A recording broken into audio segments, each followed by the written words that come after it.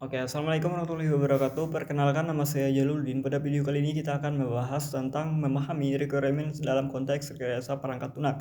Topik pembahasan dalam video materi ini ada tiga ya. Yang pertama itu adalah pengenalan requirements engineering. Yang kedua adalah pembahasan tentang jenis-jenis requirement.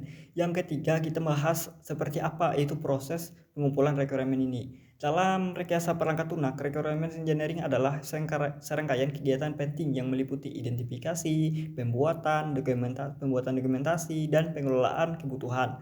Tujuan utamanya adalah menghasilkan daftar lengkap kebutuhan software yang harus dipenuhi. Berikut adalah aktivitas utama dalam requirement engineering. Satu, ada inception. Nah, inception ini kegiatan awal yang membantu memahami sponsor proyek dan latar belakang pengembangan perangkat lunak. Tiga, ada initiation. Nah, mengumpulkan dan menentukan daftar kebutuhan dengan berkomunikasi dengan klien atau pengguna, juga menentukan lingkup pengembangan software. Ada tiga, dan nomor tiga adalah elaboration. Nah, memodelkan itu dan memperjelas kebutuhan perangkat lunak seringkali dengan membuat skenario penggunaan. 4. Ada negotiation. Menyepakati itu perubahan kebutuhan dengan melakukan negosiasi antara tim pengembang dan klien. 5. Itu specification. Specification membuat dokumen spesifikasi yang rinci untuk kebutuhan perangkat lunak seperti adanya SRS yang mencakup itu deskripsi fitur antarmuka dan kebutuhan non itu fungsional. 6. Ada validation. Nah, validation memastikan kebutuhan telah dipelidasi dan sesuai dengan harapan stakeholder sebelum memasuki tahap perencanaan.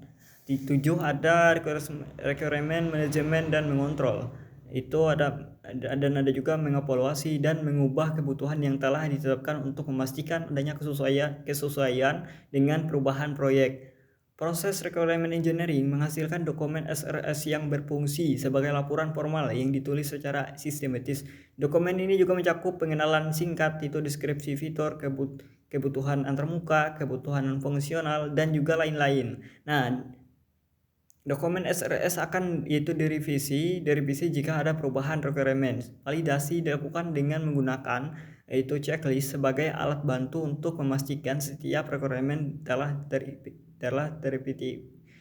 terverifikasi. Nah, dengan menyelesaikan proses requirement engineering, daftar lengkap kebutuhan software telah diidentifikasi dan spesifikasinya telah dibuat dengan lengkap. Berikut itu rangkuman pertanyaan validasi yang ada dalam checklist saat melakukan requirement engineering. 1. Apakah kebutuhan sudah dituliskan dengan jelas? 2. Apakah asal muasal atau sumber requirement tersebut sudah teridentifikasi? 3. Apakah requirement yang ditulis itu berada dalam lingkup proyek pengembangan software ini? 4. Ada siapa saja stakeholders yang merasakan dampak dan manfaat dari perangkat lunak ini? 5. Sudut pandang apa saja yang perlu diperhatikan dari berbagai stakeholders? 6. Apakah kita bekerja secara kolaboratif dan juga mencapai kesepakatan bersama untuk setiap requirement? 7. Sudahkah kita bertanya kepada orang yang tepat dan kompeten untuk menjawab pertanyaan-pertanyaan terkait requirement ini? 8. Sudahkah kita mengidentifikasi kebutuhan non-fungsional yang penting untuk software ini? 9. Apakah hubungan antara produk yang dihasilkan dengan requirement yang terkait dapat dilacak dengan jelas? Selain itu, terdapat 6 hal mendasar yang perlu dilakukan selama proses requirement engineering. Nah, sebagai pelengkap terhadap 7 aktivitas sebelumnya: 1. Identifikasi stakeholder. 2. Mengenali berbagai sudut pandang stakeholder. 3. Bekerja secara kolaboratif. 4. Itu bertanya kepada orang yang tepat. 5. Mengidentifikasi kebutuhan non fungsional. 6. Memastikan itu traceability atau itu ketelusuran antara produk yang dihasilkan dengan requirement terkait. Nah, terdapat 3 jenis requirement dalam software. 1. Business requirement. Sudut pandang itu project sponsor yang menentukan tujuan bisnis, organisasi atau produk itu sponsor dan ruang lingkup sistem yang akan dikembangkan. 2. User requirement. Sudut pandang pengguna sistem yang berkaitan dengan tujuan yang ingin dicapai saat menggunakan sistem dan menentukan input dan output sistem. 3. Sistem requirement. Kebutuhan yang diterjemahkan menjadi itu rancangan sistem terdiri dari fungsional, ada requirement atau kebutuhan fungsional dan non fungsional. Nah, requirement itu kebutuhan non fungsional. Proses requirement engineering dianggap selesai jika semua kebutuhan software berhasil diidentifikasi dan spesifikasinya dibuat secara lengkap. Functional requirement berkaitan juga dengan kemampuan sistem, respon terhadap input pengguna, dan perilaku sistem yaitu sistem dalam kondisi tertentu. Non-functional requirement menentukan juga kualitas layanan yang diberikan oleh software, seperti usability, security, dependability, itu performance, dan juga operational requirements. Contoh, functional requirement dalam sistem akademik itu perguruan tinggi adalah pengelolaan data mahasiswa, tampilan informasi indeks, prestasi, dan pengisian rencana studi atau study. Contoh non-functional requirement meliputi waktu, yaitu tampilan halaman penuh dalam waktu kurang dari 10 detik, ruang penyimpanan sebesar 10 GB untuk data KRS mahasiswa, dan kebutuhan akses fungsional pencarian data mahasiswa dalam kurang dari 3 titik, yaitu dengan memahami perbedaan antara fungsional dan non-fungsional requirement.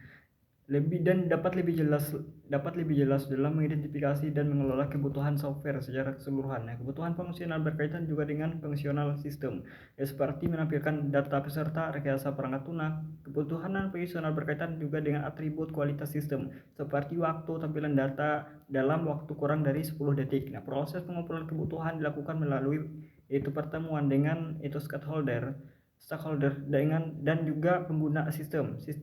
Tim software membuat daftar fungsi dan fitur yang diperlukan serta mengidentifikasi batasan atau constraints dari software. Hasilnya itu adalah daftar kebutuhan software. Tim software menentukan prioritas dari setiap kebutuhan, baik secara formal dengan teknik QVD maupun bicara informal. Selanjutnya, use case dibuat untuk setiap kebutuhan dengan diagram dan spesifikasi use case. Dalam requirement engineering, teknik itu pengumpulan kebutuhan kolaboratif, melibatkan kolaborasi antara stakeholders dan tim software untuk mengidentifikasi masalah, solusi, dan kebutuhan terkait. Praktik terbaik itu meliputi pertemuan formal, itu fasilitator, dan penggunaan alat bantu kolaborasi. Pengumpulan kebutuhan itu merupakan langkah penting dalam rekayasa perangkat lunak, dan teknik kolaboratif requirement engineering itu mendorong keterlibatan stakeholder. Dalam proses tersebut, quality function deployment atau QVD adalah teknik rekayasa kebutuhan untuk menerjemahkan kebutuhan pengguna menjadi kebutuhan teknis perangkat lunak. QVD menghasilkan expected requirement yang diperlukan dan existing requirement yang melebihi ekspektasi pelanggan. QVD membantu menentukan prioritas kebutuhan. Use case adalah teknik untuk menggambarkan penggunaan sistem. Use case menjelaskan aktor dan tindakan yang dapat dilakukan. Spesifikasi use case juga diperlukan untuk merancang perangkat lunak. Use case digunakan untuk memahami fungsi dan fitur software. Selain use case, hasil rekayasa kebutuhan termasuk pernyataan kebutuhan, lingkup sistem, data pengguna, dan stakeholder, deskripsi lingkup teknis, dan lain-lain. Work product yang dibutuhkan bervariasi sesuai dengan software yang dikembangkan dan metode pengembangan yang digunakan. Validasi kebutuhan penting untuk memastikan konsistensi spesifikasi yang jelas, model yang benar, dan kebutuhan yang implementable dan dapat diukur setelah itu diimplementasikan. Dalam pengumpulan kebutuhan, hindari kesalahan umum seperti terlalu fokus pada jumlah fitur daripada kualitas, konfigurasi yang rumit, dan kinerja tanpa memperhatikan atribut kualitas lainnya. Melibatkan stakeholders dan menghindari kesalahan umum adalah penting dalam pengumpulan kebutuhan. Mungkin sampai di sini saja penjelasan yang dapat saya sampaikan. Saya ucapkan terima kasih. Assalamualaikum warahmatullahi wabarakatuh.